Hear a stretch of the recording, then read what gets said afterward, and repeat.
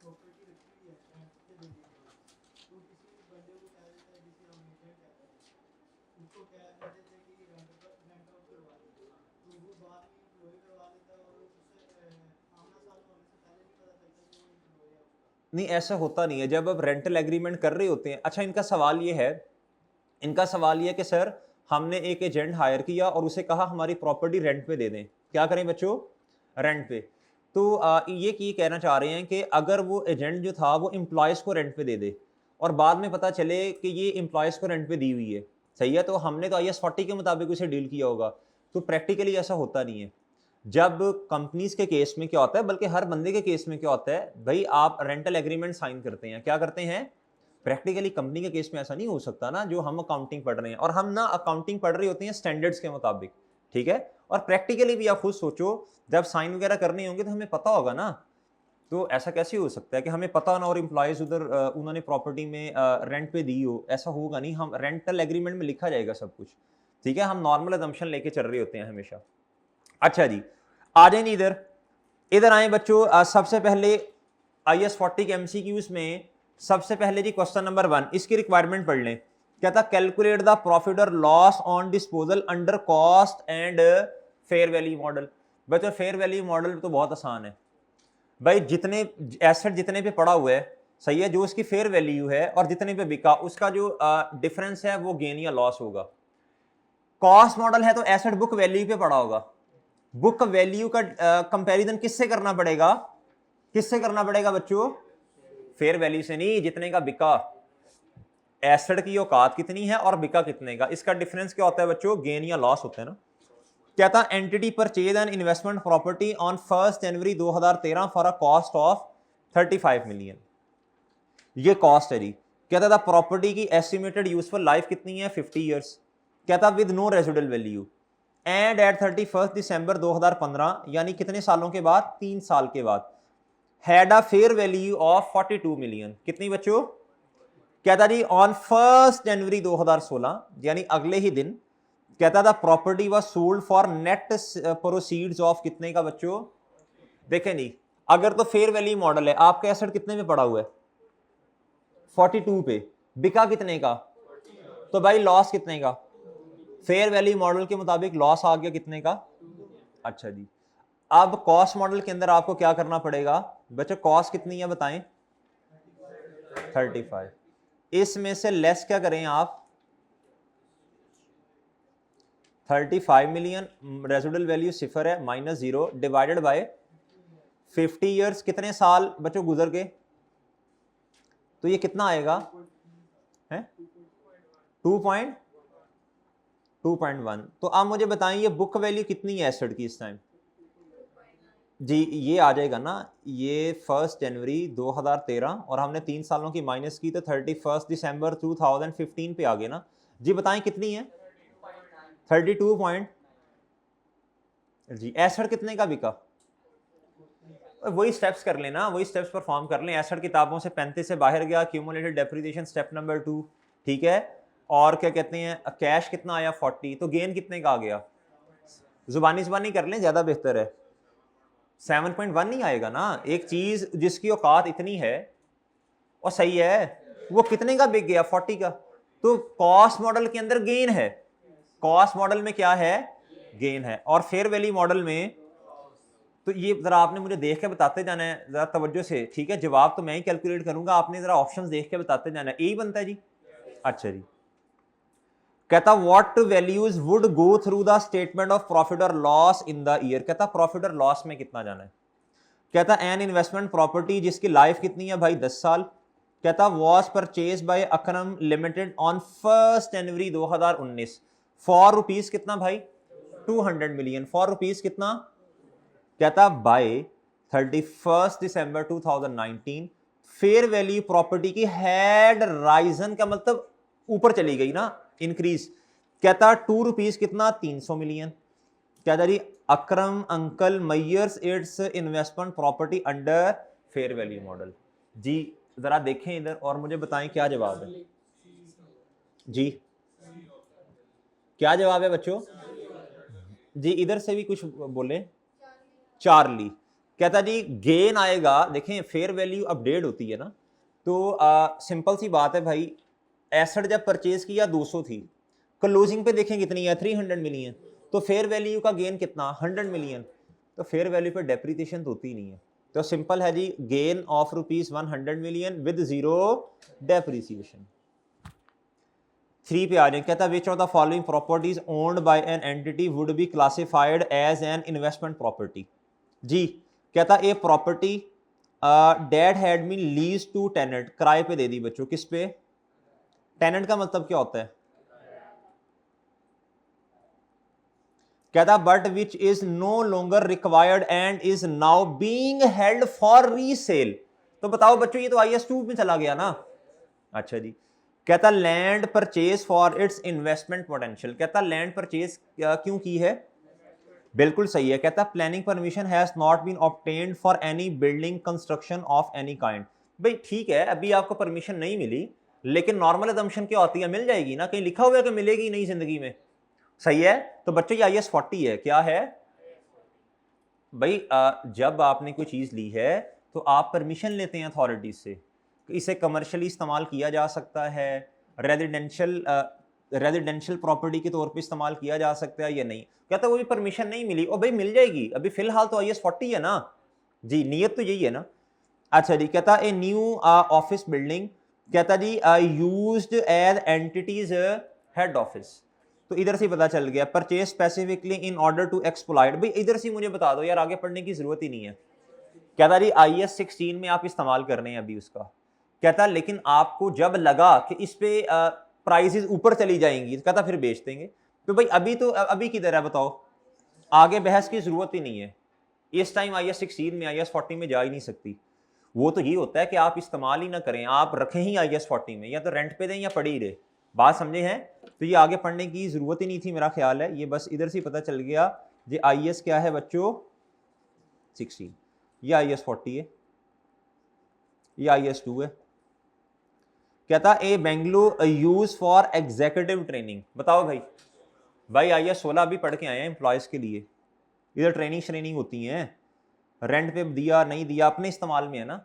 अच्छा जी, तो जवाब क्या बना फिर बी जी, क्वेश्चन 4 पढ़ लें, कहता what is the correct treatment when the above property is reclassified as an investment property, सवाल समझें उसका, कहता जिस दिन इन्वेस्टमेंट प्रॉपर्टी की रिक्लासिफिकेशन हो रही है ना, सॉरी प्रॉपर्टी की रिक्लासिफिकेशन हो रही है, अब किधर हो रही है ये नहीं पता, अभी देखते हैं, कहता उस दिन का ट्रीटमेंट बताना है आपने जी। कहता Sarfaraz limited uses fair value accounting where possible, ठीक है, फेयर वैल्यू मॉडल इस्तेमाल करता है। कहता an has an office building used by SL for admin purpose, यानी अभी किधर है, यानी इधर फिर फेयर वैल्यू को रीवैल्यूएशन मॉडल मजबूरन कह सकता हूं ना। अच्छा, कहता at 1 April 2012 it had a carrying amount of 20 million, कितनी बच्चों, and remaining life of 20 years, ऐसे ही है सर जी, और ऐसे ही है, तो इसका मतलब ये हुआ 1 अप्रैल 2012 पे हमारे पास कैरिंग अमाउंट कितनी है 20 मिलियन, और भाईजान रिमेनिंग लाइफ भी कितनी है 20 साल।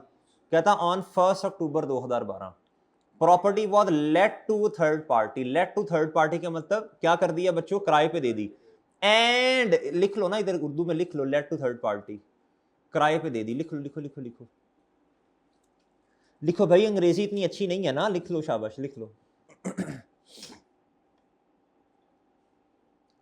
एंड रिक्लासिफाइड एज एन, बताओ इन्वेस्टमेंट प्रॉपर्टी पे किस दिन गया, किस दिन क्लासिफाई हुआ इन्वेस्टमेंट प्रॉपर्टी, तो भाई आपके पास जो बुक वैल्यू जिस दिन, अभी सवाल भी पूरा किया हमने भाई, 1 अप्रैल पर कैरिंग अमाउंट है, असल में होनी किस तारीख की चाहिए, फर्स्ट अक्टूबर पे, 1 अप्रैल पे है, तो 6 महीने डेप्रिशिएट करेंगे इसे, तो वही हो जाएगा ना। फिर आपके पास बुक वैल्यू है जी कितनी है, बोलना जरा यार, वही कर लेना, डेट फॉर्मेट जरूरत तो नहीं है, बहरहाल आपके लिए बना रहा हूं, डेट डिस्क्रिप्शन और जी बोलो, और क्या है, ऑफिस बिल्डिंग है, OB, अच्छा जी, ठीक है। अच्छा बताएं जी किस तारीख पे 1 अप्रैल 2012 पे है जी। बुक वैल्यू है सर, बताएं कितनी है। अच्छा जी, आपने इसे डेप्रीशिएट करना है 6 महीने, यानी 30 सितंबर तक होगी शायद जी। करें जी, रेजिडुअल वैल्यू नहीं दी तो क्या करें फिर, डिवाइडेड बाय 20 करेंगे ना, remaining useful life, multiply by जी। बताएं जरा हैं जी कितना बचा। ये है जी 30 सितंबर 2012 पे बुक वैल्यू। इसे 1 अक्टूबर 2012 भी कहा जा सकता है ना। अच्छा भाई, कहता जी the property had a fair value of कितना जी 23 मिलियन ऑन 1 अक्टूबर 2012। भाई इन्वेस्टमेंट प्रॉपर्टी में तो फेयर वैल्यू मॉडल है, तो आपको फेयर वैल्यू तक लेके जाना पड़ेगा। क्या करें फिर 1 अक्टूबर 2000, बोले शाबाश, ये वैसे आपको खुद करना चाहिए था जी। कितना, तो ये क्या आ जाएगा बताओ। अभी इस तरह का क्वेश्चन भी गनू कैश वाला करके आए हैं। अच्छा एमसीक्यूज का फायदा बहुत होता है, आप ये करेंगे ना तो आपके कॉन्सेप्ट्स अच्छे होते हैं, छोटे छोटे सवाल करेंगे, बड़े सवालों में मदद करते हैं। और एमसीक्यूज 15 नंबर के आने हैं, कितने के आने, 10 नंबर के आने हैं, सॉरी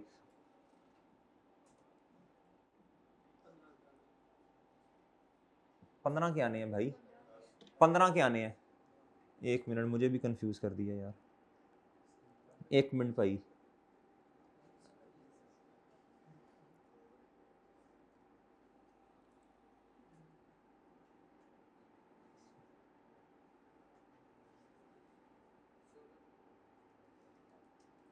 तीन,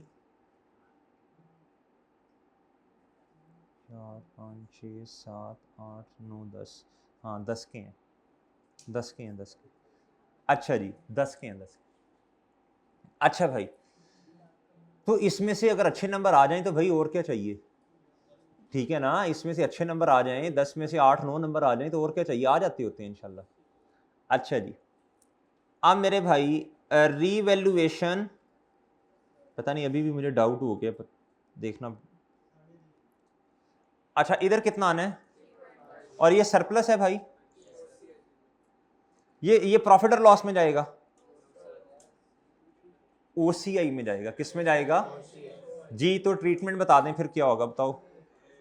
कहता जी मैंने खैर मिलियन में नहीं किया, इन्होंने मिलियन में लिखा हुआ है, तो बताएं जी ये किधर जाएगा। Take ₹3.5 million gain to other comprehensive income, ठीक है बच्चों, वो सही है, ठीक है सर जी। आगे आ जाए, कहता ठंडा लिमिटेड एक्वायर्ड बिल्डिंग विद कितने साल बच्चों, 40 year life for its investment potential. कहता जी फॉर ₹8 मिलियन ऑन 1 Jan 2013। कहता at 31 December 2013 fair value of property was estimated 9 million. अब ये देखें, कहता with cost to sell estimated 2 lakh. बताएं क्या करना है इसका, क्या करना है भाई जी। IAS 40 देखिए, छोटी छोटी बातें हैं, हर स्टैंडर्ड का अपना क्राइटेरियाज हैं। IAS 16 में आप रीवैल्यूड अमाउंट लेते हैं, फेयर वैल्यू, अगर रीवैल्यूड अमाउंट नहीं है तो फेयर वैल्यू का लफ्ज लिखा होता है वो ले लेते हैं। कभी आपने कॉस्ट और डिस्पोजल माइनस की है, नहीं। बाय देन IAS 40 के अंदर जब फेयर वैल्यू मॉडल है तो आप फेयर वैल्यू लेते हैं, आपने कौन से एसेट को बेचना है, सही है सर। तो आपने इसको क्या करना है, इग्नोर करना है, क्या करना है इसको, जिसको मैंने हाईलाइट किया है। हाँ अगर IAS 36 होता तो फिर आपने कहना था fair value less cost of disposal. आज अगर एसेट को बेचते हैं, अगर एसेट बेचना ही नहीं है तो फिर कॉस्ट ऑफ डिस्पोजल माइनस क्यों करनी है। तो नोट लिख लें, एक किसी इंपॉर्टेंट जगह पे लिखिएगा, प्रोमिनेंट जगह पे लिखें, IAS 40 में और IAS 16 में, IAS 40 में और IAS 40 में कॉस्ट ऑफ डिस्पोजल को कभी भी माइनस नहीं करते। IAS 16 एंड IAS 40 में, IAS 16 एंड IAS 40 में कभी भी कॉस्ट ऑफ डिस्पोजल को माइनस नहीं करते। तो भाई बात समझ रहे हो?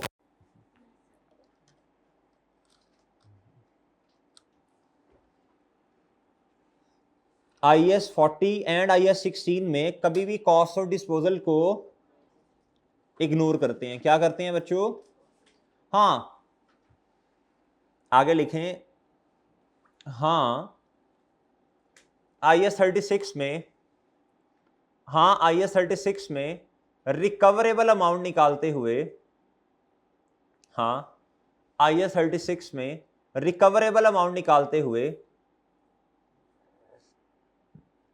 फेयर वैल्यू में से कॉस्ट ऑफ डिस्पोजल को माइनस करते हैं। भाई सही है? जी जी देखें कहाँ की थी, नहीं की चांद, देखो आप ढूंढो उतनी देर में एमसीक्यूज करवाता हूँ। नहीं की थी चांद, मुझे अच्छी तरह याद है। अगर मेरे से कोई गलती हो भी जाए ना तो मैं बता देता होता हूँ आके, यार इसको इस तरह कर लेना। नहीं की थी, मुझे अच्छी तरह याद है। अच्छा जी, अच्छा बच्चों इधर आ जाएं जी।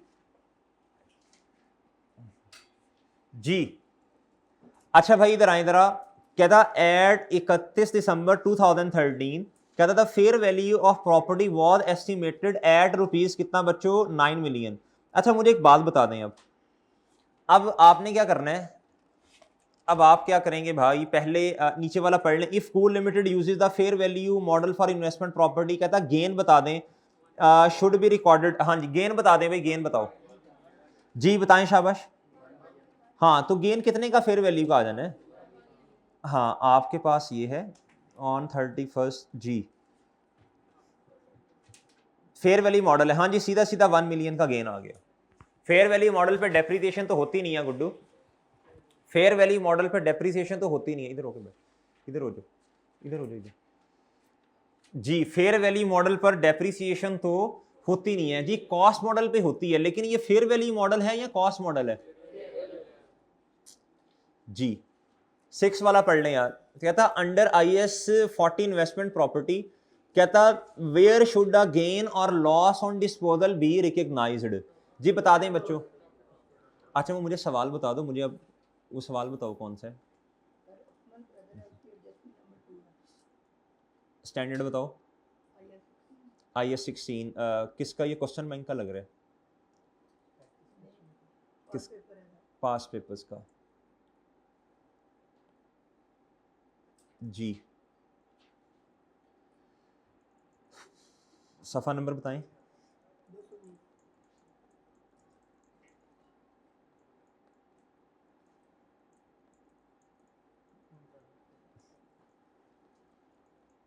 अच्छा बाकी बच्चे भी अकमल ब्रदर वाला क्वेश्चन ओपन कर लें, 1 मिनट।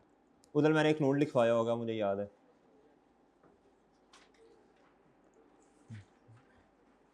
क्वेश्चन नंबर कौन सा दोस्त? पॉइंट नंबर चांद हैं जी, इधर देखें। कहता जी गुड्डू इधर पता क्या था, इधर है ये हमने वो नहीं किया हुआ, इधर कैश की रिसीट जो है ना, कैश कैश उसको रिकॉर्ड किया हुआ है। देखो कैश को तो लेना है ना।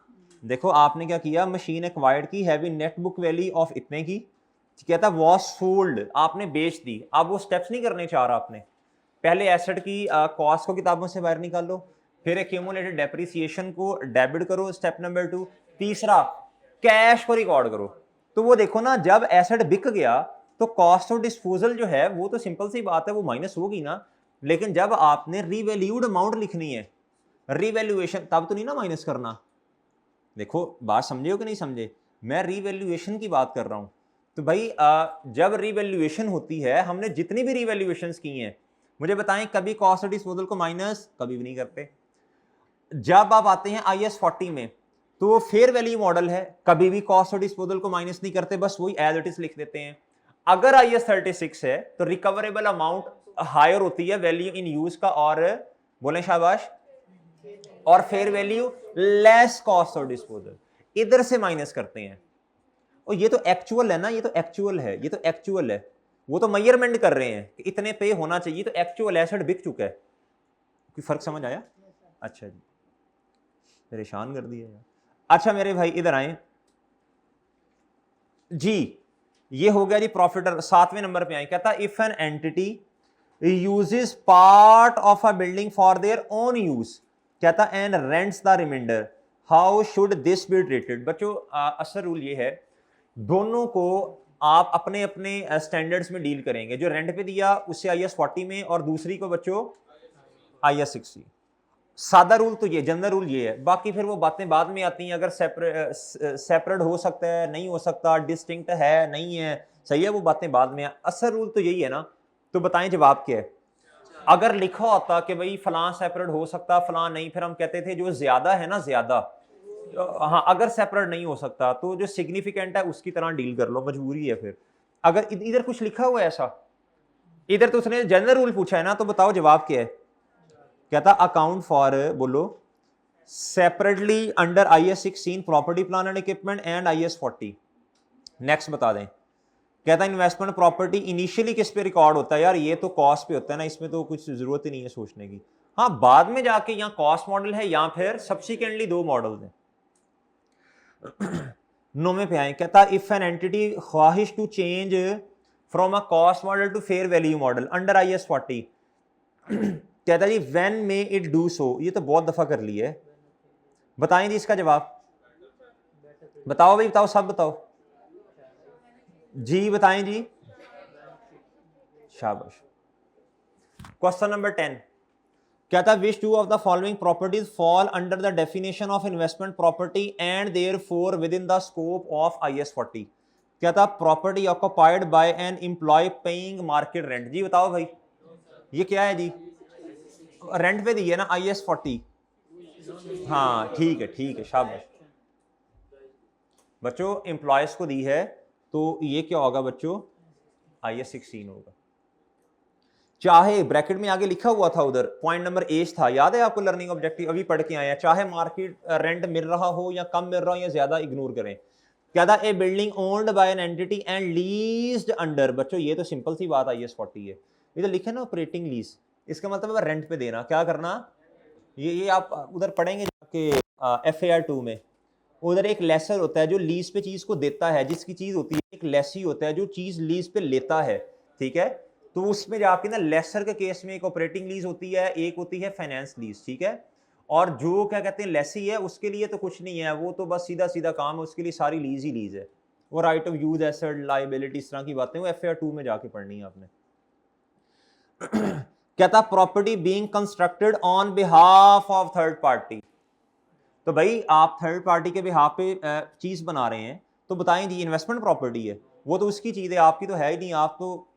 आपकी तो नहीं है ना जी। कहता land held for long term appreciation. जी बिल्कुल बिल्कुल जी, बिल्कुल जी, बिल्कुल बिल्कुल।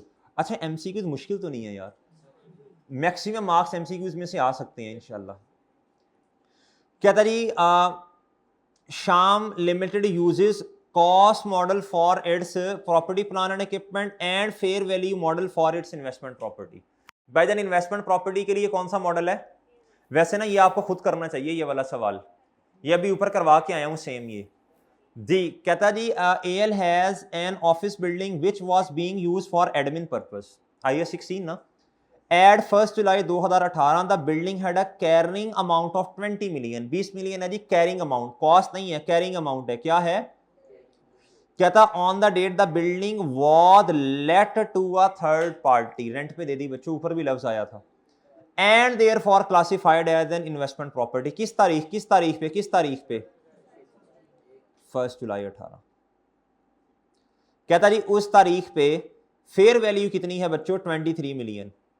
और कहता जी फिर फेयर वैल्यू बढ़ गई है, और बढ़ के कितनी होगी बच्चों बताओ? 30 जून 2019। अब मेरी बात सुने, जब इन्वेस्टमेंट प्रॉपर्टी पे अभी आना है, अभी IAS 16 में है। किधर है बच्चों? किधर है भाई? IAS 16 में है, किधर है? अच्छा अब जब आप IAS 16 में है तो बड़ी सिंपल सी बात है, उधर कॉस्ट मॉडल है, तो पहले इसको रीवैल्यू करना पड़ेगा, जितना गेन आएगा उसी में आएगा। और बाकी जब इन्वेस्टमेंट प्रॉपर्टी में आ गए, उसके बाद जो गेन आएगा वो किधर जाएगा? तो वो 0.4 मिलियन का प्रॉफिट और लॉस में जाएगा मेरा ख्याल है, ठीक है। 0.4 मिलियन का प्रॉफिट और लॉस में जाएगा और ये 3 मिलियन ही आएगा जवाब इसका। करके देख लें, आप करके देख लें जी मेरे भाई, इतना ही आता है ना भाई, सिंपल सी बात है। कहता ऐड 1 जुलाई पे उसकी कैरिंग अमाउंट कितनी है, 20 मिलियन है, और उस दिन आपने ट्रांसफर कर दिया उसे, और उसकी फेयर वैल्यू उस दिन कितनी है, तो ये तो पिछले से भी आसान है, तो ये उसी में जाएगा ना 3 मिलियन। वो सही है। कहता which two of the following, कौन से दो fall under the definition of investment property. ये रिपीट हुआ है शायद, ये है और ये है, बस ये रिपीट हुआ है। G13 पे आए, कहता अंडर IS 40। अच्छा आप ये देखें, ये रिपीट भी हो रहे होते हैं, ये रिपीट भी हो रहे होते हैं ना, ये पास पेपर में आया हुआ है, मतलब जो MCQ आई के अपनी अपनी किताब में दिए हैं, कभी कभी उसमें से उठा के एज इट इज भी दे देता है। अच्छा ये रिपीट हुआ है ना, ये पास पेपर्स में आया हुआ है। कहता under IS 40 investment property which of the following disclosure is not required under cost model. बताएं जी कॉस्ट मॉडल में कौन कौन से डिस्क्लोजर्स आते हैं, खुद देख के सोच के बताना है आपने। कॉस्ट मॉडल IS 40 में बताओ कौन कौन से डिस्क्लोजर्स आएंगे। फेयर वैल्यू प्रॉपर्टी भाई बतानी पड़ती है आपको, अगर आप कॉस्ट मॉडल पे हैं बतानी पड़ती है तो कितनी है। डेप्रिसिएशन मेथड बताना पड़ेगा आपको, और मेरे भाई रिकंसिलिएशन तो करनी पड़ेगी ना, सिंपल सी बात है, वो चाहे फेयर वैल्यू है, ओपनिंग और बाकी उसका डिफरेंस जो आ रहा होता है, एडिशन डिस्पोजल, तो पीछे क्या बचा भाई। रेजिडुअल वैल्यू आप कभी बताते हैं, बताओ रेजिडुअल वैल्यू कभी भी नहीं आपने बता दी। ये है डन और डन। अच्छा जी, क्वेश्चन 14 कहता है विच of the following should be included in the initial cost of N investment property. आप बताएंगे, शाबाश। शुरू में कौन सी चीज इन्वेस्टमेंट प्रॉपर्टी में ऐड होगी, कैपिटलाइज होगी। एबनॉर्मल लॉस, या अल्लाह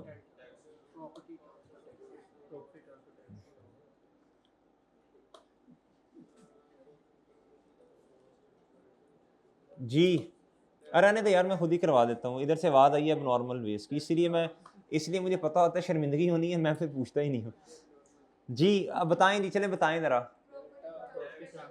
और बच्चों हाँ जी ठीक है शाबाश। Cost incurred on opening ceremony, बच्चों ये आपको पहले बताया था, ये सेलिंग सुलिंग के खर्चे, मार्केटिंग के हैं, ये नहीं कैपिटलाइज होते, रेवेन्यू एक्सपेंस है। क्या था ऑपरेटिंग लॉसेज, कट कर दो भाई, पड़ा हुआ नहीं होते। एबनॉर्मल वेस्ट भाई कट कर दो, नहीं होता। प्रॉपर्टी टैक्स, अगर कुछ नहीं लिखा हुआ तो हमेशा दमशन लेनी है, पुठे पास से नहीं जाना, जिधर से रोको उधर जाते हैं। सर ये रिफंडेबल भी तो हो सकते हैं भाई, आपको अर्ज की थी, आपको नोट लिखवाया था, अगर कुछ नहीं बताया तो क्या होगा, नॉन रिफंडेबल। तो उल्टी साइड पे नहीं जाना कि सर अगर ऐसा हो तो उसके लिए पहले ही आपको नोट लिखवा दिया था, ऐसा उसा नहीं होगा। आपने कुछ नहीं बताया तो आपने क्या एज्यूम करना है, हमेशा नॉन रिफंडेबल है। तो बच्चों यही जवाब है फिर डेल्टा जी। 15 वाला पढ़ें जी, ये बिल्कुल डिटो कॉपी MCQs आया हुआ है, क्वेश्चन नंबर 1 या 2 की तरह का है, ये बिल्कुल डिटो कॉपी रिपीट हुआ है जी। ये भी बस अमाउंट्स का डिफरेंस है, आसान है, सीधा सीधा है यार। जब कभी इस तरह के MCQs आए ना, तो गोंगलुओं की तरह नहीं बैठ जाना उधर पेपर में, पहले आपने फेयर वैल्यू के साथ कंपैरिजन कर लेना, कितनी फेयर वैल्यू है और बिका कितने का, ये आसान हो जाता है। कॉस्ट मॉडल में आपको क्यूमुलेटेड डेप्रिसिएशन भी फाइंड करनी पड़ती है ना जी। पहले फेयर वैल्यू देखें, फेयर वैल्यू में गेन कितने का, लॉस है जी, लॉस है जी, ठीक है। चलो इसका मतलब है B या C में से कोई एक जवाब है, आप अकड़ बकड़ वो कर लो जी।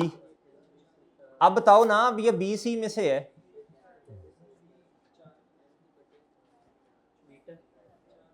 जी भाई, प्लीज शर्मिंदा होने से बचा लें जरा जी। बीटा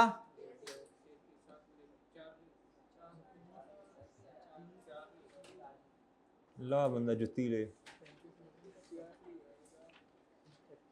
हाँ जी चार्ली जी भाई जी। बच्चों चलो जी, अब ये तो मैंने बता दिया, या B या C में से जवाब है, आधे चार्ली कह रहे हैं, आधे बीटा कह रहे हैं। चलें जी, मैं बताता हूँ जी। An entity purchase an investment property on 1 January 2018। Paper में भी बीटा सीटा करना फिर, ठीक है। एक दफा सोच के आंखें खोल के MCQs करते हैं, इतना टाइम नहीं होता, कभी बीटा कभी सीटा, कभी इसको लगाया टिक, फिर काटा, फिर इस तरह किया, उधर तो ये ऑप्शन ही नहीं है। बचपन में गलतियां होती थी, चांस होता था गलती का, बड़े हो गए अब तो गलती का चांस भी नहीं है।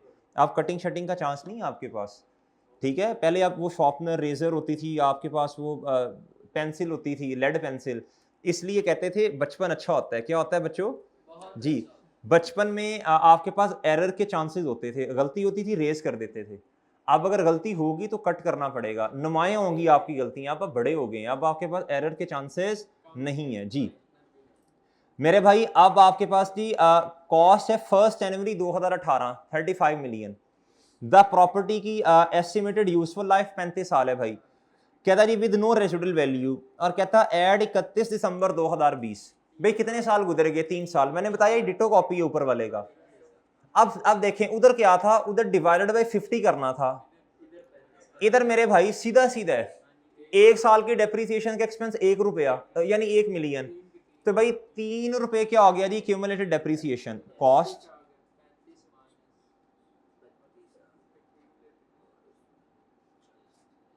अच्छा मैंने आपको ना एक और भी तरीका बताया है वैसे, अगर आप रिमेनिंग से मल्टीप्लाई करेंगे ना तो जो रह गया, अब आपने गवर्नमेंट ग्रांट पढ़ ली है इसलिए ये मैं बात कर सकता हूं, मैं डर नहीं रहा ये बात करते हुए। पहले आपको ये तरीका बताया था, अब मल्टीप्लाई 3 करेंगे तो आपके पास 3 आ जाएगा, इधर 32 आया, ठीक है, ये आपके पास बुक वैल्यू आई। अब ना हमने गवर्नमेंट ग्रांट वाला चैप्टर पढ़ा है और उसमें एक तरीका सीखा हुआ है हमने, डेफर्ड इनकम को डायरेक्ट निकालने वाला। जितना बच गया, जितने साल बच गए, ऐसे ही है, उससे मल्टीप्लाई करें। और अगर इधर आप जितने साल बच गए हैं ना, यानी 35 minus 0 divided by 35 multiply by 32 करेंगे तो बच्चों ये आपके पास डायरेक्ट बुक वैल्यू भी आ सकती है, ठीक है ना। ये क्या बात कोई नहीं है, ये है ये ऐसे ही है, इसमें कोई जादू नहीं हुआ, ये आप भी सोच सकते हैं ये वाली बात, ये कोई बहुत वो टेक्निकल बात नहीं की मैंने। अच्छा ये 32 मिलियन हो गया, क्या हो गया मेरे भाई? तो सोचा करें चीज़ों को, क्या जब आप फारिग घर में बैठे हो ना तो किताब रख लें और किताब रख के आगे देखें कि मैं इसमें क्या बेहतर कर सकता हूँ, क्या बेहतर कर सकता हूँ, क्या इसमें शॉर्टकट मजीद लग सकता है। तो सोचेंगे तो अल्लाह ताला हाफजा खोल लेगा, सोचेंगे नहीं तो बस। ठीक है जी, आ जाए इधर। भाईजान एसेट बिका कितने का? Property was sold for net proceeds, यानी कैश, कैश में तो नेट प्रोसीड्स ही होती हैं चांद, वो 40 है। तो मेरे भाई एक चीज जिसकी औकात कॉस्ट मॉडल में 32 मिलियन है, सही है सर, वो कितने की बिक गई? 40 की। तो कितने का गेन है कॉस्ट मॉडल में? लेकिन वही चीज मेरे भाई फेयर वैल्यू मॉडल में कितने पे पड़ी हुई है? तो ये है सीटा, ये बीटा आ गया इधर जी। 16 पे आ जाए। कहता विच ऑफ द फॉलोइंग, ये फिर रेपिटेशन लग रही है मुझे। कहता ऑनर ऑक्यूपाइड प्रॉपर्टी, नहीं ये थोड़ा चेंज है। अवेटिंग डिस्पोजल, ये तो भाई आपको पता है ना, वेटिंग डिस्पोजल ये तो मैंने बता दिया था, ये फॉरेस्ट 5 इस तरह की बातें, ये तो नहीं, ये नहीं है। एम्प्लॉय ये भी नहीं है। प्रॉपर्टी ऑक्यूपाइड अन, हाँ ये अच्छी बात कर दी इन्होंने। लैंड, बच्चों देखो मैंने बताया था ये स्पेसिफिक पॉइंट किसके लिए है? लैंड हेल्ड फॉर अनडिटरमिन्ड जी, property held for future development and subsequent use as जी। बच्चों बताओ अभी पढ़ के आए हैं? Yes sir. ओए खुदा का खौफ कर गुड्डू। कहता future development and subsequent use owner occupied. भाई ऑनर ऑक्यूपाइड आई 16 है, मान ले मेरी बात यार जी। जी जिधर डाउट होगा मैं खुद बता दूंगा, ये यही है कि आगे आए जी। 17 नंबर पे आओ। कहता है which two of the following properties owned by a company would be classified as an जी property occupied by employ paying, नहीं बच्चों आई 16 है। Land held by a company for ये बच्चों वही रिपीट हुआ है जी। कहता machinery held for short term sale, बच्चों IS2 है ये। Building held by a company for long term जी। बच्चों डन जी। जी ये आपके MCQs के हो गए हैं, खत्म हो गए हैं। बैठ बैठ दो, जाना नहीं है। ये जो अभी ना पिछले लेक्चर में ना, पिछला लेक्चर जो था अभी पिछला जो पार्ट हमने खत्म किया, वो एंड पे ना ये चीज रह गई थी, मेजरमेंट बेसिस रह गई थी बच्चों। ये फेयर वैल्यू मॉडल ही था ना इन्वेस्टमेंट प्रॉपर्टी में, इधर भी और इधर भी क्या था बच्चों? फेयर वैल्यू मॉडल था। बस ये छोटी सी बात बतानी थी, ये लिखना रह गया था। अच्छा और ये ना भी लिखे ना अगर फेयर वैल्यू मॉडल है तो बच्चे बुक वैल्यू बराबर ही है ना इसके, तो ये फिर ना भी लिखें तो गुजारा हो जाएगा। डन, लिख दें तो अच्छी बात है, लिख दें तो बहुत अच्छी बात है, बढ़िया हो जाएगा, लेकिन ना भी लिखें तो गुजारा हो जाएगा। अच्छा जी बाकी तो ठीक था मेरा ख्याल है। ये जो था ना वाइल डायरेक्ट ऑपरेटिंग एक्सपेंस, ये उसने हमें क्वेश्चन में बताए ही नहीं है। तो लिख दें उसे पता चले यार इसको पता है चीज़ों का। हाँ जी ठीक है बच्चों।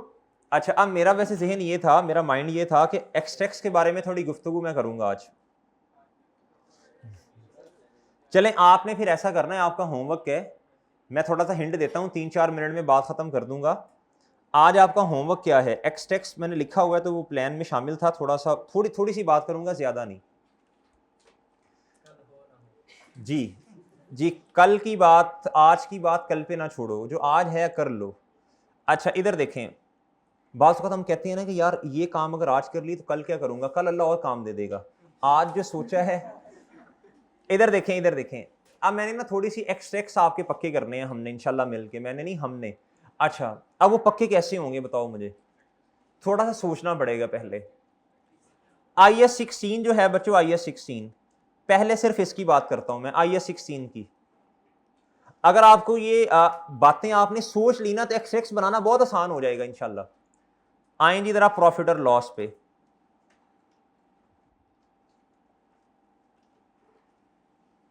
IS 16 में बच्चों मुझे बताओ प्रॉफिट और लॉस में क्या आता है। अभी मैं जुबानी बना रहा हूं, अभी मैं जुबानी बता देता हूं, 2-4 मिनट में बता देता हूं, जुबानी बनवाता नहीं हूं। फिर बाद में एक फॉर्मेट इंशाल्लाह बना दूंगा आपको, ताकि ना ये सवाल भी आपका ना रट्टे वाला सवाल हो जाए फिर, ठीक है, जिस तरह नोट वाला है ना भाई। IS 16 में डेप्रीसिएशन एक्सपेंस होता है, प्रॉफिट और लॉस में डेप्री, और अगर कोई एसेट बिक गया तो गेन ऑन डिस्पोजल या लॉस ऑन डिस्पोजल, ऐसे ही है। और IS 16 में SOFE में क्या आ जाएगा, प्रॉपर्टी प्लान एंड इक्विपमेंट, यही जाना है ना, और बुक वैल्यू पे जाना है। IS 16 के एक्सट्रैक्ट खत्म। जी रीवैल्यूएशन अगर आ गई तो हाँ, तो रीवैल्यूएशन में शाबाश, अगर कोई लॉस आता है तो, वो प्रॉफिट और लॉस में जाएगा, और अगर उसकी रिवर्सल है तो फिर नेगेटिव से लिख देंगे। अगर प्रॉफिट और लॉस, जिस तरह मैंने अभी सवाल करवाया था हमने, उसमें बताया था मैंने, अगर लॉस आया 25 मिलियन का और अगले साल जो है वो रीवैल्यूएशन सरप्लस आ गया, क्या आ गया बच्चों, और भाई वो सरप्लस जो था वो इतना ज्यादा था कि उसने लॉस सारे को खत्म कर दिया, ठीक है, और इस टाइम किताबों में फॉर एग्जांपल हमारे पास 22 रुपए का लॉस पड़ा हुआ है, तो वो रिवर्स हो जाएगा ना। अब ये एक्सपेंस नहीं है बल्कि एक्सपेंस में कमी की तरह की बात है ना, तो रिवर्स साइन आ जाएंगे। अच्छा जी, और मेरे भाई अगर रिवैल्यूएशन मॉडल है तो OCI, तो इक्विटी के अंदर आप क्या लेके जाएंगे बताएं, रिवैल्यूएशन सरप्लस आ जाएगा, ठीक है, इक्विटी के अंदर। अब आप आ जाएंगे, अभी मैं जुबानी बता रहा हूं, फिर इंशाल्लाह प्रॉपर फॉर्मेट बना के दूंगा इधर। फिर आप आ जाएंगे IS 36 में जी, प्रॉफिट और लॉस में क्या जाएगा, इंपेयरमेंट लॉस जाएगा, और अगर उसकी रिवर्सल हो गई तो बताएं शाबाश, तो वो तो ऑपोजिट साइन से आ जाएगी। अब बताएं जी SOFE में क्या जाएगा IS 36 में, बताएं भाई। देखें जरूरी नहीं है रिकवरेबल अमाउंट जाए, अगर रिकवरेबल अमाउंट कैरिंग अमाउंट से कम है, बुक वैल्यू से कम है, तो फिर रिकवरेबल अमाउंट जाएगी, समझ गए मेरी बात। और अगर रिकवरेबल अमाउंट ज्यादा है तो फिर क्या जाएगा, अगर कॉस्ट मॉडल है, अगर रिवैल्यूएशन मॉडल है फिर तो सारा IS 16 आ गया ना। इधर भी स्पेसिफिक बात करूं तो प्रॉफिट और लॉस में इन्वेस्टमेंट प्रॉपर्टी ने इंपेयरमेंट लॉस ने जाना है या रिवर्सल ने जाना है, खत्म। अच्छा जी, बाकी जिस एसेट पर इंपेयरमेंट वगैरह है वो तो उसकी कैरिंग अमाउंट जारी होगी ना, वो आपको पता है कैरिंग अमाउंट में क्या होता है, या रिकवरेबल अमाउंट होगी, यहाँ क्या होगी भाई, यहाँ क्या होगी, बुक वैल्यू, जो कॉस्ट मॉडल है। अगर रिवैल्यूएशन मॉडल है फिर तो सारी बातें IS 16 वाली आ गई। अब आ जाए IS 40 में, प्रॉफिट और लॉस में क्या जाना है, गलती करेंगे, 3 चीजें जानी है। अगर मैं कॉस्ट मॉडल की बात करूं तो 3 चीजें, डेप्रीसिएशन एक्सपेंस, और बताएं, जिसने सही जवाब दिया आज उसको इनाम देते हैं। 3 चीजें पूरी करवा दें, कॉस्ट मॉडल में भी और उसमें फेयर वैल्यू मॉडल में भी। 3 नहीं बल्कि 4 जानी है जी, इस तरह नहीं, हाथ खड़ा करना है जी। जी बताएं, नहीं तो जुर्माना होगा ना सिर्फ है। अच्छा चलो बताओ जी, ट्रांसफर कर रहे हैं जी।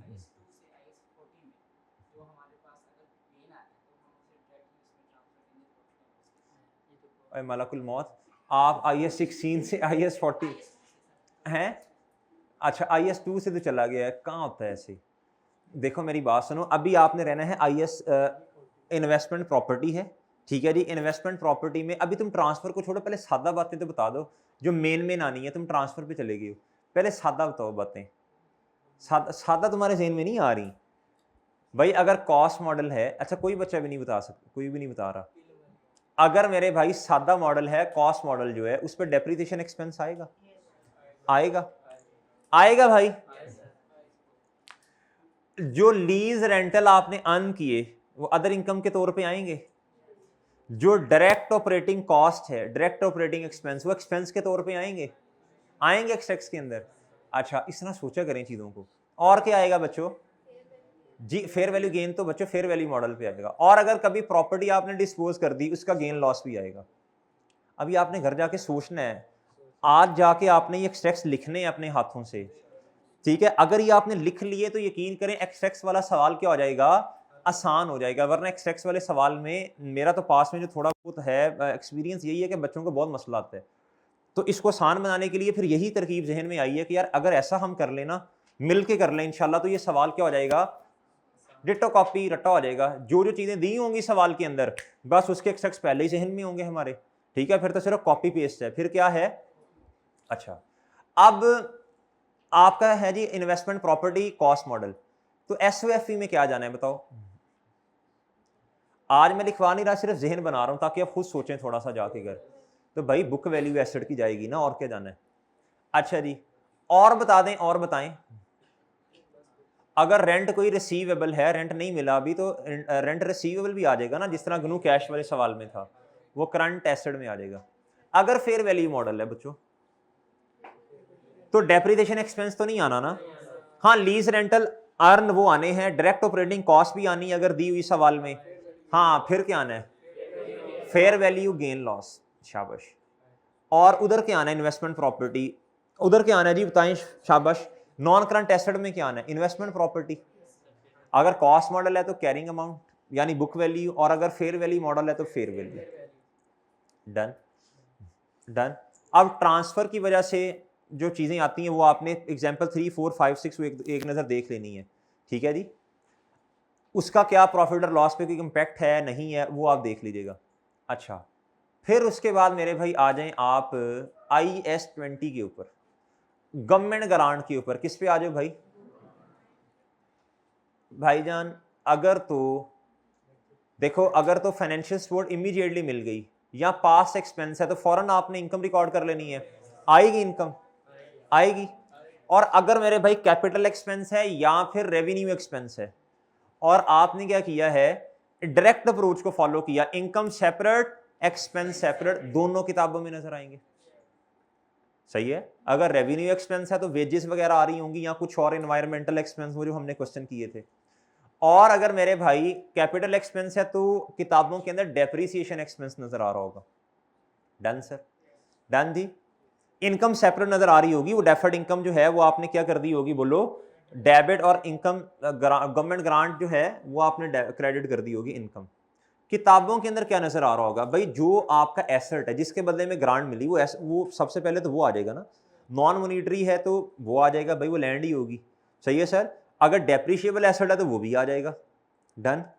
और अगर आपने इनडायरेक्ट अप्रोच को फॉलो किया तो फिर तो डेफर्ड इनकम का कॉन्सेप्ट ही नहीं है। अगर आपने इनडायरेक्ट डायरेक्ट अप्रोच को फॉलो किया तो फिर there is the concept of deferred income. फिर बच्चों लायबिलिटी भी आएगी, नॉन करंट में भी और करंट में भी। ये मेरा ख्याल है, मैंने कहा था मैं बाद में समझाऊंगा करंट और नॉन करंट की बाइफर्केशन, वो मैं समझा दूंगा, याद है मुझे। अच्छा जी ज़ुहैर भाई ये लिख लें अपने पास ना, करंट और नॉन करंट की बाइफर्केशन ने भी बताई हुई इनको, पोस्ट वालों को, ये लिख लें फिर याद ना भूल जाए। अच्छा जी करंट और नॉन करंट की बाइफर्केशन IS 20 लिख लें। अच्छा मुझे फिर मैसेज भी कर दें। अच्छा उसके बाद बच्चों और क्या आएगा जी, बोलें। अगर रीपेमेंट हो गई है तो बच्चों बोलें, रीपेमेंट के केस में वो प्रॉफिट और लॉस में नहीं कुछ आता, आता है ना। तो वो बैलेंसिंग अमाउंट जो कभी आप निकालते हैं कभी नहीं निकालते, कभी आप अगर डेफर्ड इनकम सवाल के अंदर है तो आप डेफर्ड इनकम को लेते हैं और प्रॉफिट और लॉस को बैलेंसिंग लेते हैं। अगर डेफर्ड इनकम नहीं है और मैंने कहा था ये सिर्फ एक केस होगा ऐसा, वो कौन सा केस है बच्चों? अच्छा, डेफर्ड इनकम किताबों के अंदर बच्चों है, इसके लिए कौन सा केस है बताओ? इसके लिए जब डेफर्ड इनकम किताबों के अंदर होगी तो आप क्या करेंगे? आप डेफर्ड इनकम को निकालेंगे और बैलेंसिंग प्रॉफिट और लॉस को लेंगे। मैंने कहा था सिर्फ एक केस ऐसा है जिसके अंदर आपको प्रॉफिट और लॉस को क्या निकालना पड़ेगा, खुद कंप्यूट करना पड़ेगा, और उसमें डेफर्ड इनकम नहीं होगी। वो कौन सा सिनेरियो है? वो नॉन करंट एसेट है, कैपिटल एक्सपेंडिचर के बदले में हमें ग्रांट मिली होगी और वो डेप्रिशिएबल एसेट होगा।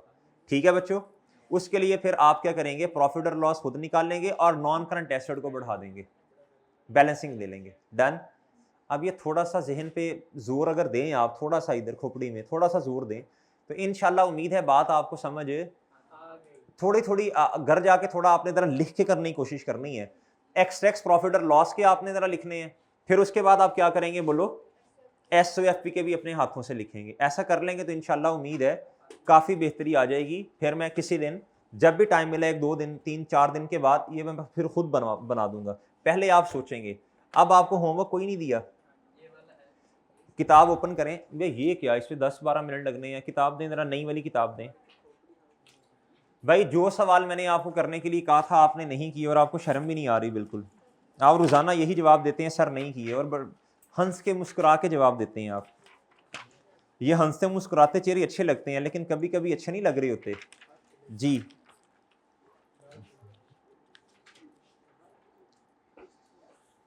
मैंने आपसे अर्ज की थी, मैंने कहा था ये ट्रॉट लिमिटेड वाला सवाल भी आपने करना है। ये क्वेश्चन नंबर 19 है, ये पता नहीं आपने किया है कि नहीं। और कौन सा दिया था आपको ईद के लिए? जी क्वेश्चन नंबर ट्रॉट लिमिटेड भाई मेरा ख्याल है पुरानी किताब वालों के पास नहीं होगा, शायद नहीं है ना ये। हाँ जी। और 12 कौन सा था? दिस्तागिल लिमिटेड वाला। ये भी आपसे अर्ज की थी, कर लो यार। इन दोनों को कब करना है?